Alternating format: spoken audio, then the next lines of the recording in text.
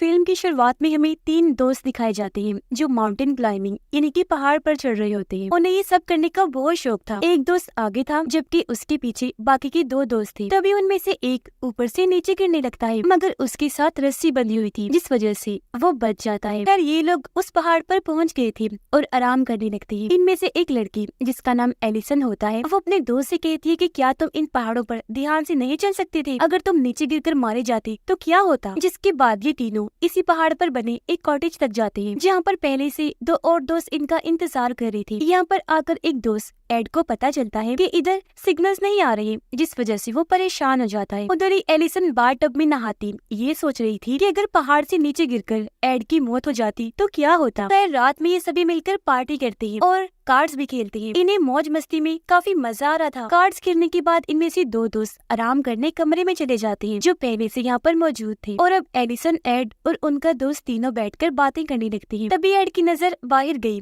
वो कहता है मौसम शायद खराब होने वाला है, बहुत तेज तूफान आएगा। और अब जब सुबह होती है तो ये देखते हैं कि मौसम अभी भी खराब है। तो ये सब दोस्त मिलकर ये फैसला करते हैं कि हम पहाड़ों से क्लाइंबिंग करते नहीं बल्कि जंगल के रास्ते से जाएंगे, क्योंकि अगर मौसम खराब हो भी गया तो इन्हें कोई खतरा नहीं होगा। फिर ये सभी जंगल की तरफ निकल पड़ते हैं। बहुत देर तक चलने के बाद जब ये रुककर ब्रेक लेते हैं तो एड इनसे अलग होकर कुछ दूर चला जाता है, जहाँ उसे अजीब सी आवाज महसूस हो रही थी। आवाज सुनकर वो जल्दी से अपने दोस्तों को भी बुलाता है और ये अब उस आवाज का पीछा करने लगते हैं। थोड़ा आगे आने पर एडिसन एड से पूछती है कि ये आवाज किसी जानवर के चिल्लाने की है या इंसान की, समझ ही नहीं आ रही। और अब जब ये थोड़ा और आगे जाते हैं तो इन्हें जमीन में दबा हुआ एक और पाइप दिखाई देता है। ये आवाज दरअसल इसी के अंदर से आ रही थी। जब ये उस जगह पर खोदते हैं तो इन्हें जमीन में एक लकड़ी का बॉक्स दिखता है जिसे वहाँ दफन किया गया था। जब ये उसे खोलते हैं तो उसके अंदर एक बच्ची थी, और जो आवाज इन्हें सुनाई दे रही थी वो इसी बच्ची की आवाज थी जिसका नाम एना होता है। एना बहुत ज्यादा डरी हुई थी। एड जब उसको हाथ लगाता है तो वो उसे काट लेती है। इसलिए अब एना के पास एलिसन की दोस्त जाती है जो उसे समझाने लगी, मगर एना उसकी बात नहीं समझ पा रही थी और ना ही एलिसन की दोस्त एना की बातों को समझ पा रही। फिर वो एना को पानी पिलाती है। एलिसन उस पाइप को देखकर कहती है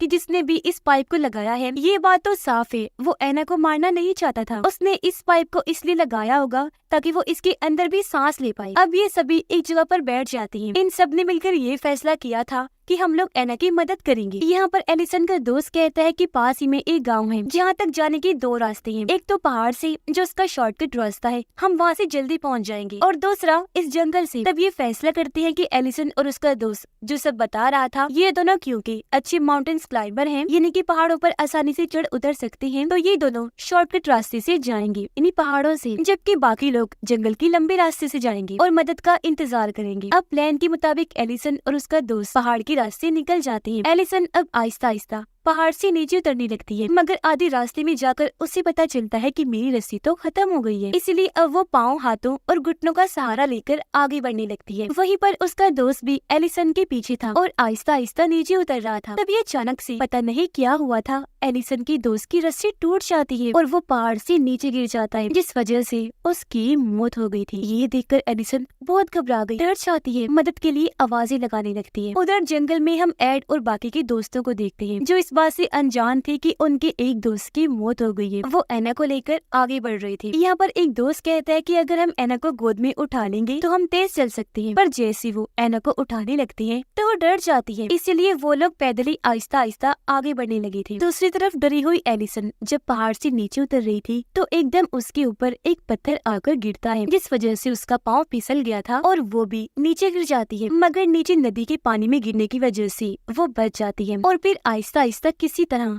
पानी में तैरकर किनारे पर आ गई थी। मगर इधर आते ही वो भी बेहोश हो गई थी। इसी दौरान उसे हेलुसिनेशंस होने लगती है, यानी उसे ऐसे ख्याल दिखाई देने लगे थे जो असल में हुए भी नहीं थे। वो देखती है कि मैं भी उसी गड्ढे में बंद हूँ जहाँ पर से एना को इन्होंने बाहर निकाला था। खैर कुछ देर के बाद एलिसन को होश आ जाती है। वो अपने मरे हुए दोस्त के पास जाकर जब रस्सी को देखती है तो अब उसे पता चला कि किसी ने जानबूझकर उसकी रस्सी को काटा था ताकि नीचे गिरकर उसकी मौत हो जाए। जब इसकी नजर पहाड़ पर ऊपर की तरफ जाती है तो वहाँ पर एक आदमी खड़ा हुआ था। एलिसन समझ गई थी कि इन्हें कोई मारने की कोशिश कर रहा है, जिसने हमारे एक दोस्त को मार भी दिया है। उधर जब एलिसन की बाकी दोस्त एना के साथ जंगल की रास्ते से आगे बढ़ रही थी तो तभी हम 2 आदमियों को देखते हैं जिनके पास गन्स थी और उन्होंने इन पर नजर रखी हुई। दरअसल ये जंगल में शिकार किया करते थे। तभी उन 2 शिकारियों के पास 2 और आदमी आते हैं और उन्हें बुरी तरह से मार देते हैं। दरअसल ये आदमी किडनैपर्स थे जिन्होंने एना को किडनैप अगवा किया हुआ था और इन्होंने ही एलिसन की दोस्त की रस्सी को काटा था और एलिसन पर पत्थर फेंककर उसे भी मारने की कोशिश की। फिर अब एलिसन की दोस्त भी उस जगह पर पहुंच गई थी जहाँ पर एलिसन थी। वो उन्हें बताने की कोशिश करती है कि उनका एक दोस्त मर गया है, मगर वो उसकी आवाज सुन नहीं पा रही थी क्योंकि एलिसन नदी के उस पार थी। वो बार बार उन्हें यही बताने की कोशिश कर रही थी। वो इशारे के जरिए भी बताती है कि उनका एक दोस्त मारा गया है और कोई हमें मारने की कोशिश कर रहा है, मगर वो अब भी उसकी बात को समझ नहीं पा रही थी। इससे पहले एलिसन की दोस्त उसकी बात को समझ पाते तभी वहाँ पर वही दो किडनैपर्स आ जाते हैं जिन्होंने एलिसन की दोस्त पर गोली चला दी थी, जिस वजह से वो नदी में गिर जाती है। उसके साथ एना भी थी क्योंकि एना ने उसके हाथ को पकड़ा हुआ था। यहाँ पर अब भी वो किडनैपर्स इन पर गोलियां चला रही थी, जिस वजह से एलिसन उनसे बचने के लिए नदी में कूद जाती है और एना को बचाकर बाहर ले आई थी, मगर अब एना बेहोश हो चुकी थी। खैर कुछ देर के बाद उसे होश आता है, लेकिन अब भी किडनैपर्स गोलियां चला रही थी, जिस वजह से अब इन सभी को अलग होना पड़ता है। एलिसन फिर से पहाड़ पर चढ़ जाती है। उधर एड जब इन किडनैपर्स से बच रहा था तो उसे एना मिल जाती है, जिसको वो आवाज निकालने से मना करता है, खामोश रहने को कहता है। पर जब वो किडनैपर्स गोलियां चला रही थी तभी गोली की आवाज सुनकर एना की चीख निकल जाती है, जिससे किडनैपर को उनके बारे में पता चल गया था कि वो कहाँ पर है। इसीलिए एना अब वहाँ से भागती है। उधर एलिसन भी अपने एक दोस्त के पास पहुँच गई थी। कुछ देर के बाद इनके पास एड और एना भी आ जाती है। एलिसन का दोस्त बताता है कि ये किडनैपर्स हैं, इन्हें सिर्फ एना चाहिए, इसीलिए ये हमारी जान के पीछे पड़े हुए हैं। वो कहता है कि मेरे पास एक आइडिया है, मैं इन किडनैपर्स का ध्यान अपनी तरफ करूंगा, तो तुम पीछे से एना को लेकर भाग जाना। वो ऐसे करता है, एक बोरी को उठाकर दूसरी तरफ भागता है, जिससे किडनैपर्स को ये लगता है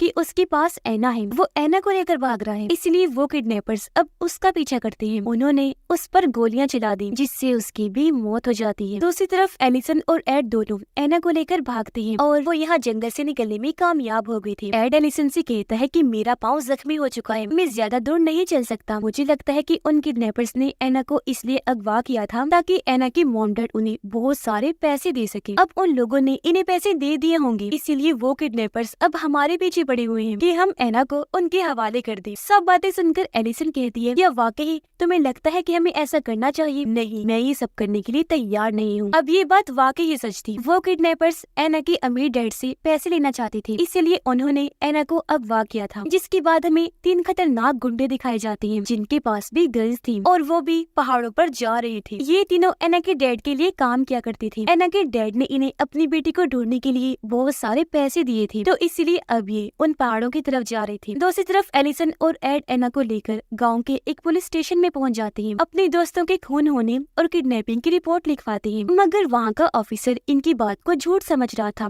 वो इन पर यकीन नहीं करता, इसलिए एड को लगने लगा था कि ऑफिसर भी शायद उन किडनैपर्स के साथ मिला हुआ है। वो एलिसन को यहाँ से चलने का कहता है, मगर अब ऑफिसर उन्हें यहाँ से जाने से भी मना कर रहा था। एड को गुस्सा आ गया, वो चाकू उठा लेता है, लेकिन अचानक ऑफिसर को बाहर से आकर गोली लग जाती है जो कि किडनैपर्स ने चलाई थी। ये देखकर एलिसन, एड और एना यहाँ से भागने लगते हैं। अब दिखाया जाता है कि एना के डैड के भेजे हुए आदमियों का हेड एक किडनैपर तक पहुँच गया। वो उस किडनैपर से कहता है कि मैं तुम्हें पैसे तभी दूंगा जब तुम एना को मुझे दिखाओगे। ये सुनकर किडनैपर कहता है कि यकीन करो, एना जिंदा है और अगर तुमने मुझे पैसे ना दिए तो हम उसे मार देंगे। दरअसल किडनैपर झूठ बोल रहा था, एना तो इनके पास थी ही नहीं, वो तो एलिसन और एड के साथ थी। एड और एलिसन जब एना को लेकर भाग रही थी तो एना के डैड का भेजा हुआ आदमी उनका पीछे करता है। वो एड को किडनैपर समझकर गोली चला देता है, जिससे उसकी भी मौत हो गई थी। अब जो असल किडनैपर था, जो अब तक एलिसन के पीछे पड़ा हुआ था, वो एना के डैड के भेजे हुए आदमी को मार देता है, मगर मरने से पहले उसने अपने साथी को ये सच बता दिया था कि किडनैपर्स के पास एना नहीं है, इसलिए वो अपने पास बैठे दूसरे किडनैपर को मार देता है। अब एलिसन एना को अपने साथ लेकर भागते भागते एक घर में आ गई, मगर वो किडनैपर अभी भी इनके पीछे था, जिसने अजीब मास्क पहना हुआ था, इसलिए ताकि ये दोनों इसे ना पहचान सके। अब किडनैपर भी उस घर में आ गया था, जिसे देखकर एना तो जल्दी से बेड के नीचे छुप जाती है, पर तभी वो किडनैपर एलिसन को पकड़ लेता है, उसका गला दबाकर बेहोश कर देता है। फिर वो एना को ढूंढने लगा, लेकिन तभी एलिसन होश में आ गई थी। उसने किडनैपर पर हमला करके उसे खिड़की से धक्का दे दिया था, जिससे उस किडनैपर की वहीं पर मौत हो जाती है, जिसके बाद उस पूरे घर में आग लग गई थी। एलिसन एना को बचाने की खातिर उसे खिड़की से बाहर गिरा देती है और खुद धुएं की वजह से बेहोश हो गई थी। पर जैसे उसे होश आई, वो देखती है कि मुझे रेस्क्यू कर लिया गया था। एलिसन को एक स्ट्रेचर पर एम्बुलेंस में ले जाया जा रहा था। एना भी उसके साथ थी और सही सलामत थी। और वो दूसरा किडनैपर जो पैसे लेकर भाग रहा था उसे भी पकड़ लिया जाता है। उसे एना के डैड के आदमी ने पकड़ा था, जिसे वो जंगल में एना के डैड के पास ले आया था। एना के डैड उस किडनैपर को मारकर उस गड्ढे में बंद करवा देते हैं जिसमें इन्होंने एना को बंद किया हुआ था। और इस तरह उन्हें अपनी बेटी एना भी वापस मिल गई और उन्होंने इन किडनैपर से अपना बदला भी ले लिया और पैसे भी नहीं दिए। एलिसन ने सिर्फ एक छोटी बच्ची एना की जान को बचाने की खातिर अपने सभी दोस्तों को खो दिया था, जिस बात से उसे बहुत दुख हुआ, लेकिन एना के लिए उसे अच्छा लग रहा था। और इसी के साथ इस फिल्म की कहानी यहीं पर खत्म हो जाती है।